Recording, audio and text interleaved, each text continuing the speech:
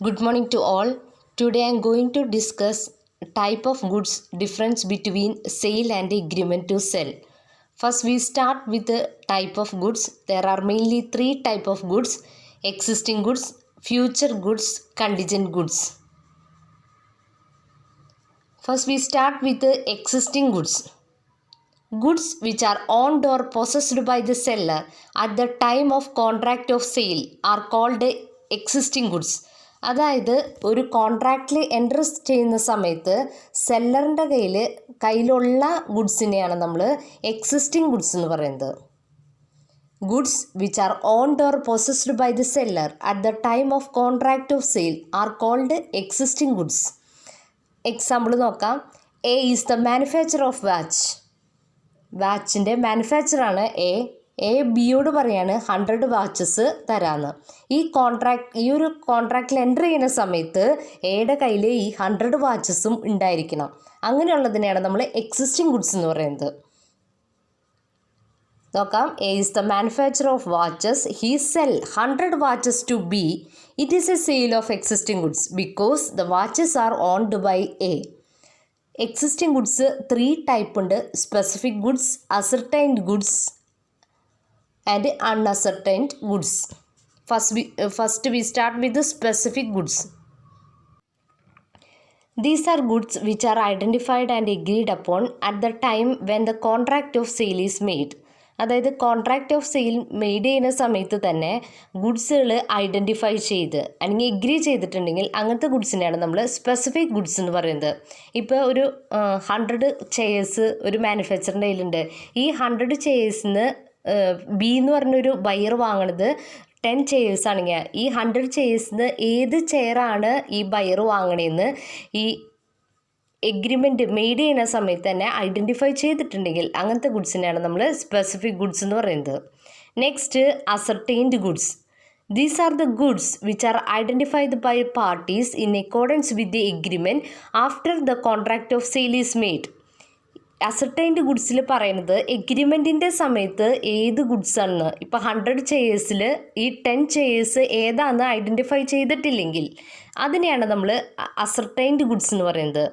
നോക്കിയേ, these are the goods which are identified by the parties in accordance with the agreement after the contract of sale. Contract of sale made ചെയ്തതിന് ശേഷമാണ് അത് തീരുമാനിക്കുന്നുണ്ടെങ്കിൽ അങ്ങനത്തെ ഗുഡ്സിനെയാണ് നമ്മൾ ascertained goods എന്ന് പറയുന്നത്.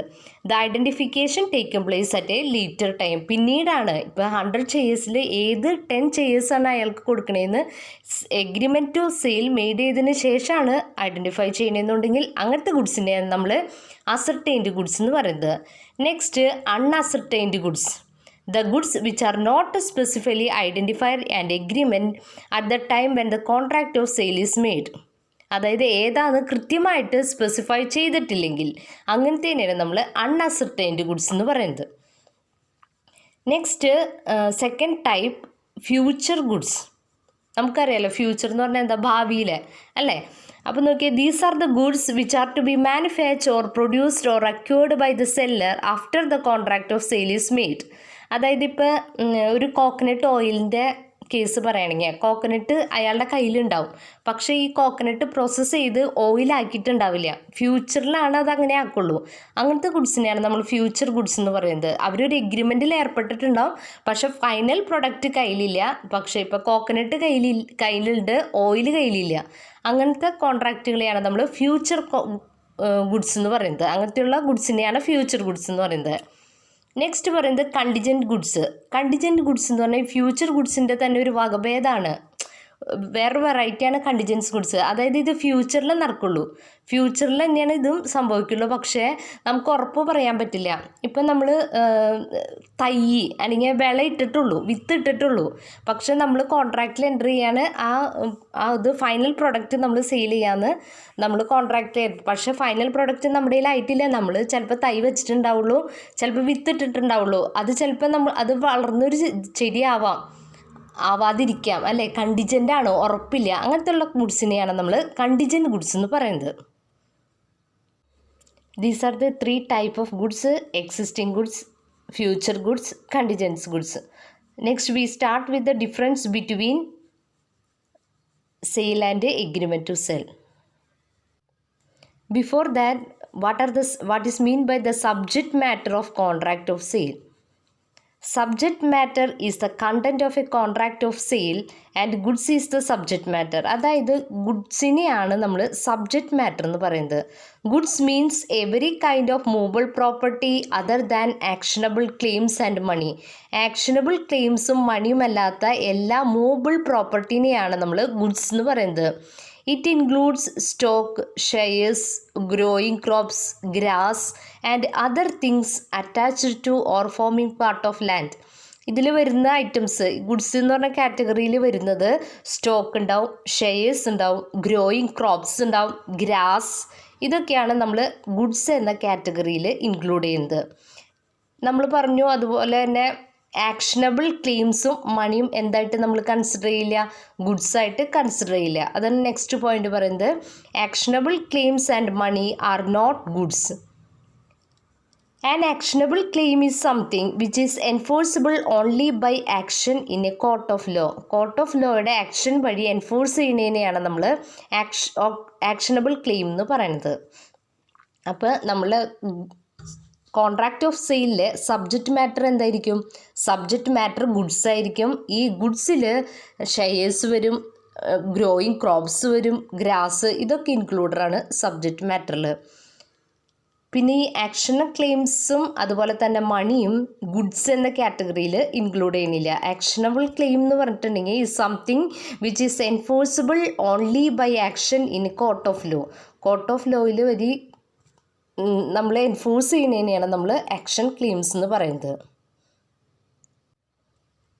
Next, difference between sale and agreement to sell. What is mean by sale? According to section 4 subsection 3 of the Sales and Agreement Act, where under a contract of sale the property in the goods is transferred from the seller to the buyer, it is called a sale. അതായത് ownership സെല്ലറിൻ്റെ കയ്യിൽ നിന്ന് ബയറിലേക്ക് transfer ചെയ്യുന്നതിനെയാണ് നമ്മൾ sale എന്ന് പറയുന്നത്. Thus, in case of sale, the transfer of property in goods taken place immediately. അതായത് പെട്ടെന്ന് തന്നെ ആ ഓണർഷിപ്പിൻ്റെ പ്രോപ്പർട്ടിയുടെ ഓണർഷിപ്പ് സെല്ലറിൻ്റെ കയ്യിൽ നിന്ന് ബയറിലേക്ക് ട്രാൻസ്ഫർ ആവും. Generally, sales means transfer of property from one person to another in consideration of price paid or promise of another valuable consideration. ഈ transfer of property എന്ന് പറഞ്ഞിട്ടുണ്ടെങ്കിൽ ഒരു പ്രൈസും ഗുഡ്സിൻ്റെ ഓണർഷിപ്പ് സെല്ലറിൻ്റെ കയ്യിൽ നിന്ന് ബയറിലേക്ക് ട്രാൻസ്ഫർ ചെയ്യുന്നതിനെയാണ് നമ്മൾ സെയിൽ എന്ന് പറയുന്നത്. അപ്പോൾ എന്താണ് sale?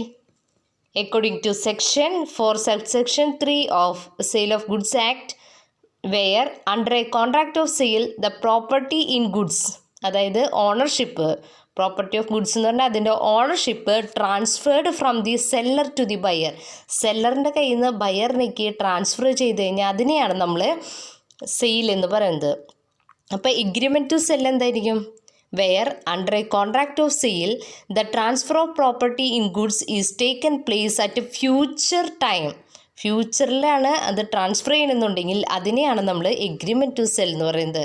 To some conditions there after to be fulfil the contract is said to be agreement to sell. അതിനെയാണ് നമ്മൾ എഗ്രിമെൻറ്റ് ടു സെൽ എന്ന് പറയുന്നത്. അതായത് അപ്പം തന്നെ ട്രാൻസ്ഫർ ചെയ്യുന്നില്ല ഓണർഷിപ്പ്, ഫ്യൂച്ചർ ഡേറ്റിലാണ് നമ്മൾ ട്രാൻസ്ഫർ ചെയ്യുന്നുണ്ടെങ്കിൽ അതിനെയാണ് നമ്മൾ എഗ്രിമെൻറ്റ് ടു സെൽ എന്ന് പറയുന്നത്. Where under a contract of sale the transfer of property in goods is taken place at a future time or subject to some conditions thereafter to be fulfilled, the contract is called an agreement to sell. അതിനെയാണ് നമ്മൾ agreement to sell എന്ന് പറയുന്നത്. Next, difference between sale and agreement to sell. First point, nature of contract. Sale is an executed contract, that is it is a present contract. നമ്മൾ ownership അപ്പം തന്നെ സെല്ലറിൻ്റെ നിന്ന് ബയ്യർക്ക് transfer ചെയ്യാണ് ചെയ്യുന്നത്. അതുകൊണ്ടാണ് അതിന് എക്സിക്യൂട്ടഡ്, നടപ്പാക്കി, എക്സിക്യൂട്ടഡ് കോൺട്രാക്ട്സ് എന്ന് പറയുന്നത്. Sale is an executed contract, that is it is a present contract. Agreement to സെല്ലോ, where as agreement to sell is a executory contract, that is which is yet to be executed. ഞാൻ പറഞ്ഞില്ലേ, അതായത് ownership സെല്ലറിൻ്റെ കയ്യിൽ നിന്ന് ബയറിലേക്ക് transfer ചെയ്തിട്ടില്ല, അതാണ് yet to be executed എന്ന് പറയുന്നത്. എക്സിക്യൂട്ട് ചെയ്തിട്ടില്ല, അവിടെ ഒരു സെല്ലിൻ്റെ ഒരു എഗ്രിമെൻറ്റ് ക്രിയേറ്റ് ചെയ്തിട്ടുള്ളൂ, ഓണർഷിപ്പ് ട്രാൻസ്ഫർ ചെയ്തിട്ടില്ല. Next, transfer of property. In case of sale, the transfer of property from the seller to the buyer taken place immediately so that the seller is no more the owner of the goods. നമ്മൾ പറഞ്ഞില്ലേ, അതായത് സെയിലിൽ ownership ബയറിൻ്റെ കയ്യിൽ നിന്ന് സെല്ലറിലേക്ക് direct transfer ചെയ്യാണ്. Agreement to സെല്ലിലോ the transfer of property is taken place at a future date or subject to some condition to be fulfil. Seller continues to be the owner. Seller ആയിരിക്കും അതിൻ്റെ owner ആയിരിക്കുക. ഏത് agreement sale വെച്ചതിന് ശേഷം seller തന്നെയായിരിക്കും അതിൻ്റെ owner, ബയർക്ക് transfer ചെയ്തിട്ടുണ്ടാവില്ല. നെക്സ്റ്റ്, റിസ്ക് ഓഫ് ലോസിൻ്റെ റിസ്ക് എങ്ങനെയാണ്? In sale the buyer become the owner of goods and he has to suffer the losses if the goods are subsequently damaged or destroyed. അതായത് goods damage ആവുകയോ അല്ലെങ്കിൽ destroy ചെയ്യുകയോ ചെയ്ത് കഴിഞ്ഞാൽ അതിൻ്റെ പൂർണ്ണ ഉത്തരവാദിത്വം ആർക്കായിരിക്കും? ബയ്യർക്കായിരിക്കും. കാരണം എന്താ, സെയിൽ നടത്തുമ്പോൾ തന്നെ ഓണർഷിപ്പ് സെല്ലറിൻ്റെ കയ്യിൽ നിന്ന് ബയ്യറിലേക്ക് പോയി. അപ്പോൾ അതിൻ്റെ ഫുൾ റിസ്കിൻ്റെ ആരുടെ കയ്യിലായിരിക്കും? ആർക്ക് അവകാശമാണ്? ബയ്യർക്ക്. പക്ഷേ എഗ്രിമെൻറ്റ് സെല്ലിലോ ownership does not passes to the buyer, അല്ലേ? ഓണർഷിപ്പ് നമ്മൾ ട്രാൻസ്ഫർ ചെയ്തില്ല ബയർക്ക്. The risk also does not passes to him and remains with the seller. അതിൻ്റെ റിസ്ക് ട്രാൻസ്ഫർ ചെയ്തിട്ടില്ല, ആ റിസ്ക് ആരുടെയിൽ തന്നെയായിരിക്കും? റിമൈൻസ് വിത്ത് ദി സെല്ലർക്ക് തന്നെയായിരിക്കും അതിൻ്റെ റിസ്ക് ഫുള്ളായിട്ട് ഉണ്ടാവുക, ബയ്യർക്കല്ല, കാരണം ഓണർഷിപ്പ് ട്രാൻസ്ഫർ ചെയ്തിട്ടില്ല. Next, type of goods. In a sale, the subject matter can be only the existing and specific goods. Subject matter എന്ന് പറഞ്ഞിട്ടുണ്ടെങ്കിൽ എക്സിസ്റ്റിംഗ് ഗുഡ്സും അല്ലെങ്കിൽ സ്പെസിഫിക് ഗുഡ്സും ആയിരിക്കും ഏതിൽ? സെയിലിൽ. In sale the subject matter can be only the existing and specific goods. Agreement to സെല്ലിലോ the future and contingents goods are usually the subject matter. ഫ്യൂച്ചറിലോ future അല്ലെങ്കിൽ contingent goods നമ്മൾ പറഞ്ഞിരുന്നു. ഫ്യൂച്ചർ ഗുഡ്സ് എന്താണ്, contingent goods എന്താണെന്ന് പറഞ്ഞിരുന്നു. അങ്ങനത്തെ goods സിമ്പിളാണ് ഇതിൽ വരാം, എഗ്രിമെൻറ്റ് ടു സെല്ലിൽ വരാം. സെയിലിലോ the subject matter can be only the existing and specific goods മാത്രമേ സെയിലിൽ വരുള്ളൂ. എഗ്രിമെൻറ്റ് ടു സെല്ലിൽ കണ്ടിജൻസ് ഗുഡ്സും അതുപോലെ തന്നെ ഫ്യൂച്ചർ ഗുഡ്സാണ് ഇൻക്ലൂഡ് ചെയ്യാം. Next, consequence of breach by the buyer. അതായത് നമ്മൾ ഒരു ബയ്യർ ബ്രീച്ച് ഓഫ് ആക്ടിവിറ്റി നടത്തി കഴിഞ്ഞാൽ എന്തൊക്കെയാണ് അതിൻ്റെ കോൺസിക്വൻസസ് നോക്കാം. In case of breach by the seller can sue for the prices of goods. അതായത് ബ്രീച്ച് നടത്തി കഴിഞ്ഞാൽ അതിൻ്റെ പ്രൈസിന് വേണ്ടി സ്യൂ കൊടുക്കാനുള്ള റൈറ്റ് ആർക്കാണുള്ളത്? സെല്ലർക്ക്. നോക്കിക്കോ, in case of breach by the buyer the seller can sue for the prices of goods. അതിൻ്റെ ആ പ്രൈസ് കിട്ടാനായിട്ട് സ്യൂ ചെയ്യാൻ പറ്റുന്നത് സെല്ലർക്കായിരിക്കും. Even if the goods are in his position or he can exercise the right of lien, stoppage in transmit or resell the goods. ഇപ്പോൾ goods അയാളുടെ പൊസിഷനിലില്ലെങ്കിൽ അയാൾക്ക് എന്ത് ചെയ്യാം? He can exercise the right of lien, stoppage in transit or resell the goods. അപ്പോൾ agreement to സെല്ലിലെ ഈ consequence എങ്ങനെയായിരിക്കും ബ്രീച്ച് ഓഫ് കോൺട്രാക്റ്റിൻ്റെ നോക്കാം. ഇഫ് ദ ബയർ കമ്മിറ്റ്, ബയറിൻ്റെ ഭാഗത്താണെങ്കിൽ the seller may sue for damages only. ഡാമേജിന് മാത്രമേ സെല്ലർക്ക് അവകാശപ്പെടാൻ പറ്റുള്ളൂ, അല്ലാതെ നോട്ട് ഫോർ ദ പ്രൈസുമല്ല. നമ്മൾ സെയിൽ പഠിച്ചപ്പോൾ പറഞ്ഞിരുന്നു പ്രൈസ് ഓഫ് ഗുഡ്സ് എന്ന്. പക്ഷേ എഗ്രിമെൻറ്റ് ടു സെല്ലിൽ പ്രൈസുമേ അയാൾക്ക് ക്ലെയിം ചെയ്യാനായിട്ട് പറ്റില്ല. പകരം ഇതിൻ്റെ ഡാമേജസിന് അല്ലെങ്കിൽ ഡിഫാൾട്ടിന് വേണ്ടി അയാൾക്ക് സ്യൂ ചെയ്യാനായിട്ട് പറ്റും. അതാണ് പറഞ്ഞത്, if the buyer commit default the seller may sue for damages only and not for the price. Damages മാത്രമേ പറ്റുള്ളൂ, അല്ലാണ്ട് പ്രൈസും പറ്റില്ല. Next, nature of rights. In sale the buyer being the owner of the goods acquire all property rights in the goods as against the world at a large. അതായത് അത് ഈ sale the buyer being the owner of the goods നമ്മൾ പറഞ്ഞില്ലേ. അപ്പം തന്നെ ownership ആർക്ക് transfer ചെയ്യും? സെല്ലറുടെ നിന്ന് ബയർക്ക് transfer ചെയ്യും. being the owner of the goods acquire all property right in the goods as against the world. എല്ലാ വേൾഡിനോട് പറയാം എന്ത് അയാളാണ് അതിൻ്റെ ഓണർ എന്ന്. കാരണം എന്താ, സെയിലിൻ്റെ സമയത്ത് തന്നെ ഓണർഷിപ്പ് സെല്ലറിൻ്റെ കയ്യിൽ നിന്ന് ബയ്യർക്ക് ട്രാൻസ്ഫർ ആയി. അപ്പോൾ എഗ്രിമെൻറ്റ് ടു സെല്ലർ എങ്ങനെ, he gaves a right to the buyer against a particular person only and in case of breach of contracts he can sue the seller for damages for breach and not for the recovery ചെയ്യാനായിട്ട് sue ചെയ്യാൻ പറ്റില്ല, പക്ഷേ damages claim ചെയ്യാനായിട്ട് അയാൾക്ക് sue ചെയ്യാനായിട്ട് പറ്റും.